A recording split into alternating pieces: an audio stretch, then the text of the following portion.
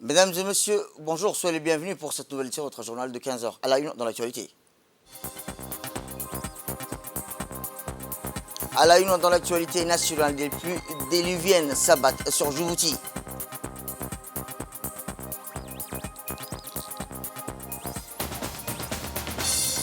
Et enfin, dans l'actualité internationale, le cyclone Freddy, le Malawi prolonge la fermeture des écoles dans les zones touchées par le cyclone Freddy.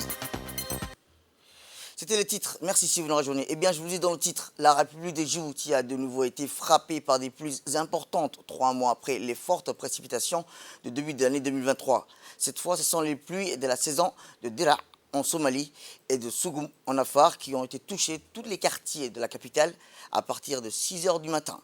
Cependant, certains secteurs de la ville sont sous les eaux ainsi que les principaux axes routiers.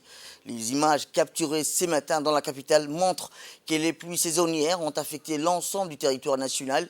Les eaux des pluies ont envahi et inondé certains quartiers, axes routiers de la capitale.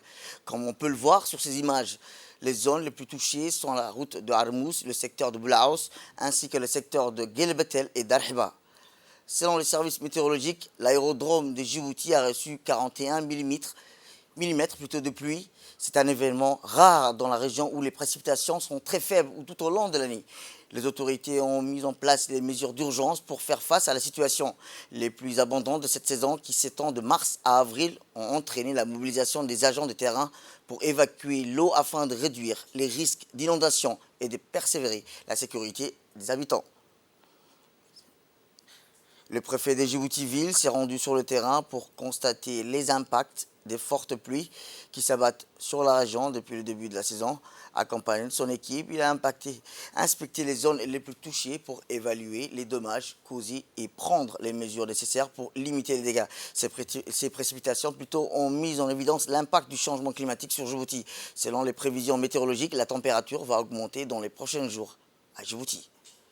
Eh bien, comme je vous le disais, ces pluies auront aussi touché la région de l'unité à 10 kg où ils ont reçu aussi des précipitations de la saison avec des intensités variées. Rien qu'à Dikilville, il a reçu 24 millimètres. Selon les images de notre correspondant tournées ce matin, les eaux pluviales sont visibles dans la ville le long des axes routiers. Les précipitations ont touché les autres sous-préfectures de la région de Dikil avec Yoboki sur le corridor, 43 millimètres à Sahel-la-Ville. On signale 15 millimètres, à Mouloud 32 millimètres, Bandera 43 millimètres, Korabous 40 millimètres et Ralafi 49 millimètres. Les pluies sont abondantes dans la région d'Ali Sebie aussi, mais de faible intensité. Les précipitations qui ont commencé vers 3 heures du matin, selon notre correspondant, se sont intermittentes de faible intensité dans la région d'Assajouk. Suite à ces pluies, l'air et l'atmosphère sont devenus douces grâce aux précipitations régulières. La ville est plongée dans un temps de saison fraîche. Aucun dégât n'est à déplorer dans la région de Dikil et d'Ali Sebie. Selon les données des agences météorologiques pluviométriques, elle n'est pas élevée avec Ali Sebie qui a reçu près de 7 millimètres. Dans les autres localités, Daasbio 5 millimètres, Holhol 4 millimètres, Ali Adé 5 millimètres, Galilée 6 millimètres, Doudou Balale 3 millimètres, Gestir 4 millimètres, Assamo 3 millimètres, Kaba 7 millimètres.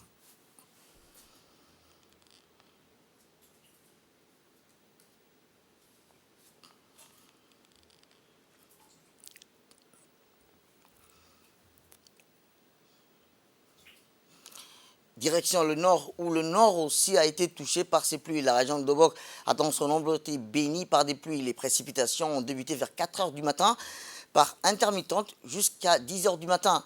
D'après les informations qu'on a eues des localités, l'ensemble de la région a été couverte par cette pluie. Par contre, à cause des précipitations par intermittentes et douces, les ouettes ne sont pas en crue. Le ciel reste toujours nuageux, des nouvelles précipitations sont ressenties et les équipes de l'EDD et l'ONEAD sont à pied d'œuvre. Pas de dégâts matériels et humains constatés dans la ville de Bok. Les localités, par conséquent, à cause des mauvaises conditions météorologiques, la vigilance est mise pour les sorties en mer et dans les localités.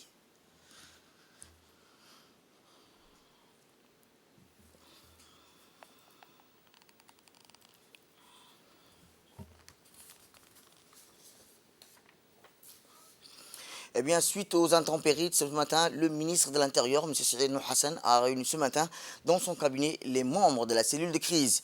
Les discussions ont porté sur la mise en œuvre du dispositif national pour les évacuations des eaux pluviales au niveau de la capitale. Ces dispositifs définissent les missions de chaque institution dans les opérations de réponse aux inondations pour la ville de Djibouti. Était présent à cette réunion le ministre de l'Agriculture, de l'eau, de la pêche, de l'élevage, chargé des ressources halieutiques, le ministre de la Communication, chargé des postes et télécommunications. Par ailleurs, la réunion de la cellule de crise a regroupé de hauts responsables de la gestion de la capitale en temps de pluie, dont le secrétaire exécutif de gestion des risques et catastrophes, le préfet de la ville de Djibouti, le directeur national de la protection civile, la première adjointe du maire de la ville de Djibouti, la secrétaire générale du ministère des Affaires sociales et de la Solidarité, le directeur général de l'Agence nationale de la météorologie, le directeur de la sécurité publique et enfin le directeur de l'assainissement. La réunion a permis d'échanger sur la situation et l'intensité des précipitations dans la capitale et les régions de l'intérieur. Il a noté que les pluies des saisons de Dra en Somalie ou Sougoum en Afar ont touché l'ensemble du pays. Actuellement, les services chargés de la gestion sont à pied d'œuvre pour évacuer les eaux pluviales dans certains quartiers et les grands axes routiers pour améliorer le déplacement dans la ville.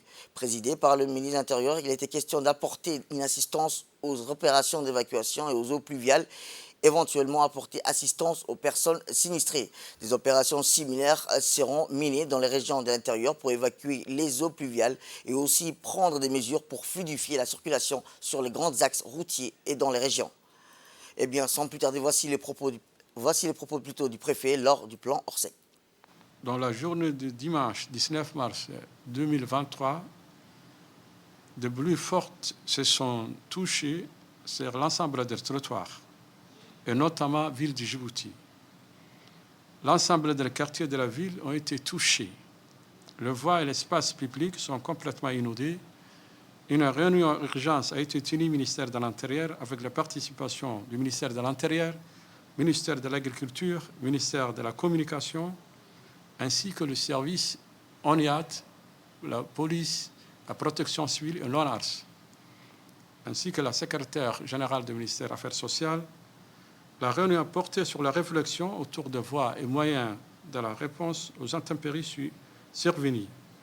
Les zones plus touchées par les inondations sont les suivantes: quartier 6, 7, quartier 7 PIS et Arhiba. Les services techniques sont déjà en action sur le terrain, en train d'évacuer tout le eau inondée des quartiers.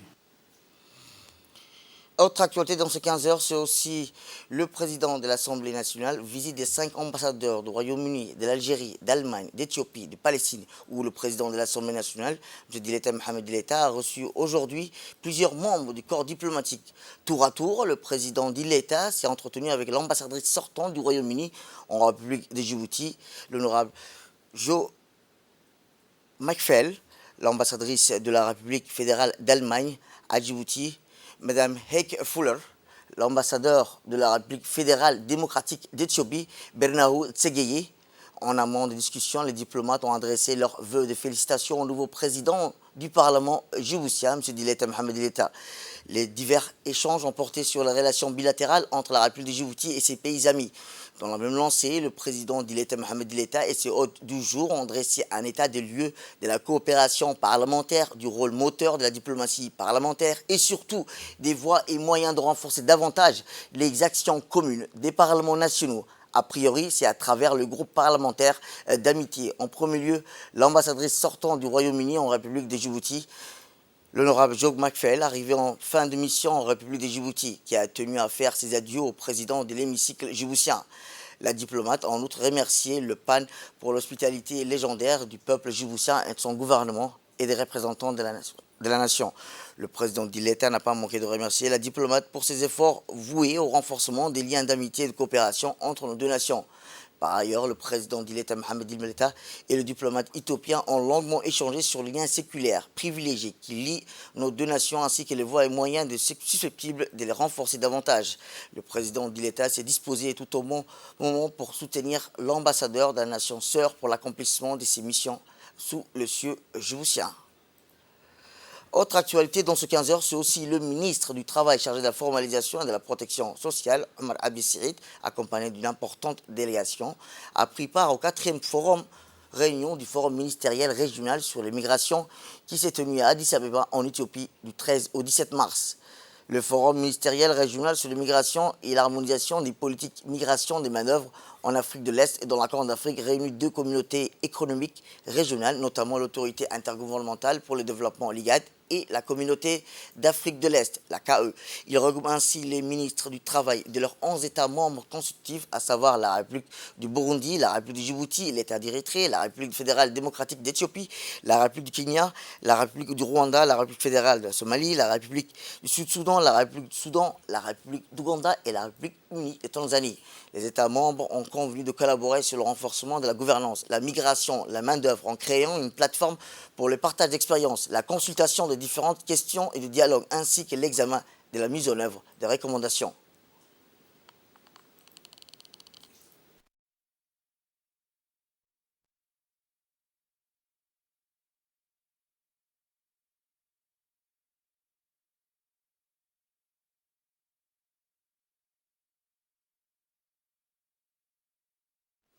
Eh bien, lors de son intervention, le ministre du Travail chargé de la formalisation et de la protection sociale a rappelé que le thème choisi pour la 4e réunion ministérielle de haut niveau est des mobilités, travail, gouvernance et des migrations et d'intégration régionale en Afrique de l'Est et dans la Corne de l'Afrique. Écoutons-le. Cet événement qui a lieu chaque année a été mis sur pied pour apporter une cohérence certaine et trouver des solutions idoines aux enjeux et défis liés à la mobilité de la main-d'œuvre. Depuis plusieurs années, les pays de la région de la Corne et de l'Est de l'Afrique soutiennent un plaidoyer pour une migration sûre, ordonnée et régulière. La plateforme qui nous réunit ce matin a été établie pour interagir et bâtir un socle et une vision commune de la notion de migration du travail. Il est donc essentiel dans ce domaine de promouvoir une coopération active entre les partenaires, institutions et autres acteurs du marché du travail pour asseoir une migration conjuguant les besoins des travailleurs et les droits humains. Avant de nous pencher sur les thématiques de l'agenda de cette réunion, il nous revient au préalable d'apprécier et d'évaluer les chemins parcourus quant aux réalisations, les recommandations et les engagements pris lors du précédent forum. Les travaux d'inventaire nous permettront d'identifier les limites pour pouvoir progresser dans la mise en application des engagements des conventions internationales du travail ratifiées, les ODD, et pour finir, les autres instruments conformément aux orientations adoptées lors de la déclaration de Djibouti sur l'emploi, le travail et la migration de la main-d'œuvre. La communauté des pays d'Afrique de l'Est doit formuler une politique de l'emploi, une stratégie et un plan d'action commun et œuvrer pour intégrer dans les instruments des politiques nationaux de développement des initiatives favorables à une migration des travail. L'objectif visé est de définir un cadre qui permet à chaque personne de s'installer dans les pays de son choix et d'ériger les droits à la mobilité du travail au rang des grands principes universels. Direction Qatar, où sur invitation du ministre de la municipalité, Dr Abdullah bin Abdelaziz, le ministre délégué chargé de la décentralisation s'est rendu au Qatar le 17 mars pour participer à l'exposition agricole internationale qui a eu lieu à Doha du 15 au 19 mars.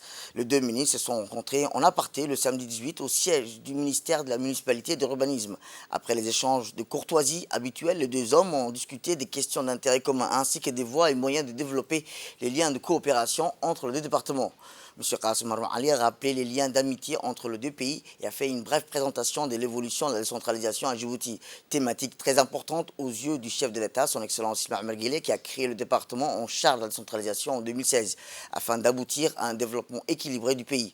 Les deux hommes ont échangé également sur la question du développement de nouvelles méthodes agricoles telles que l'hydroponie, qui est aussi un projet pilote en cours au nord du pays, au Daï et dans la région de Tadjoura. Les deux pays font face aux mêmes obstacles naturels tels que la rareté de l'eau, l'aridité du climat et doivent développer une agriculture moderne capable de pallier à ces défis. De plus, la pandémie du coronavirus a démontré la nécessité pour chaque pays de parvenir à une autosuffisance alimentaire sur le long terme. Une cérémonie d'échange de cadeaux a clôturé la rencontre ainsi qu'une promesse d'une collaboration étroite entre les deux départements dans les différents domaines.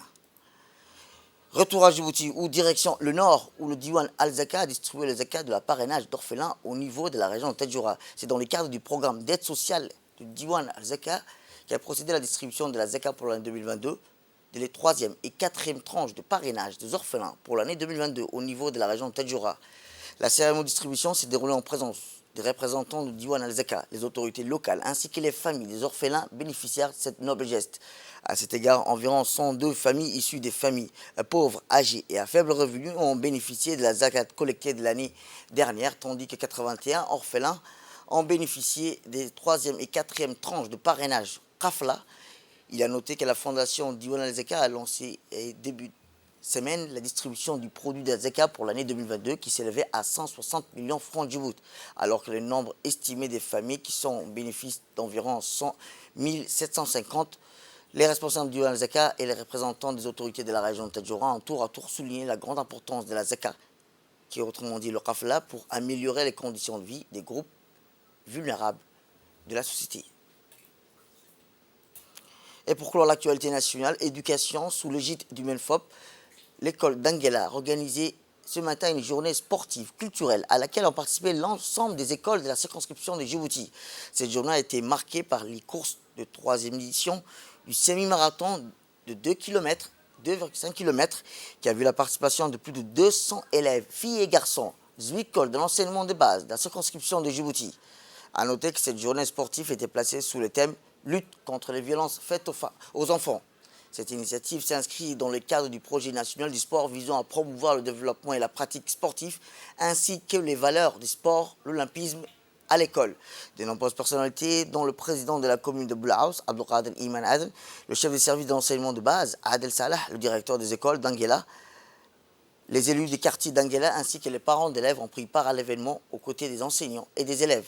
Cette journée riche en activités a débuté par l'hymne national, la lecture de quelques versets du Saint-Coran et une minute de silence pour le président du conseil des quartiers d'Anguela, Feu Afane, suivi des démonstrations de Taouchou ainsi qu'un sketch sur la lutte contre la violence faite aux enfants. Présents dans les élèves des écoles d'Anguela, les officiers ont pris la parole tour à tour et exprimé leur joie dans cette journée empreinte de convivialité, d'enthousiasme. Ils ont sincèrement remercié les organisateurs de cet important événement périscolaire. À l'issue de la cérémonie, les officiels ont remis des coupes, des médailles aux vainqueurs de la 3e édition du cross scolaire de l'école d'Anguela et la fête s'est achevée par une belle photo de famille. Le sport contribue aux grandes valeurs éducatives, sociales et même humain. Donc cette belle journée vient de se clôturer avec beaucoup de joie, surtout au niveau des enfants, au niveau des parents, au niveau des encadreurs. Je tiens par l'occasion quand même à féliciter déjà le directeur de l'école d'Anguela qui, donc, dans sa 3e édition, va avoir une journée très réussie avec tous ses encadreurs, tous les directeurs et directrices d'école qui ont participé à cette belle journée. Je dis un grand bravo et encore, peut-être, tu vois, le même événement sera répercuté encore dans les autres écoles, dans les autres circonscriptions. Et je vous dis dans le titre, le gouvernement du Malawi a prolongé la fermeture des écoles dans le sud du pays jusqu'au 31 mars. Après, quelques 230 écoles ont été transformées en camps de triage pour les communautés déplacées à l'intérieur du pays.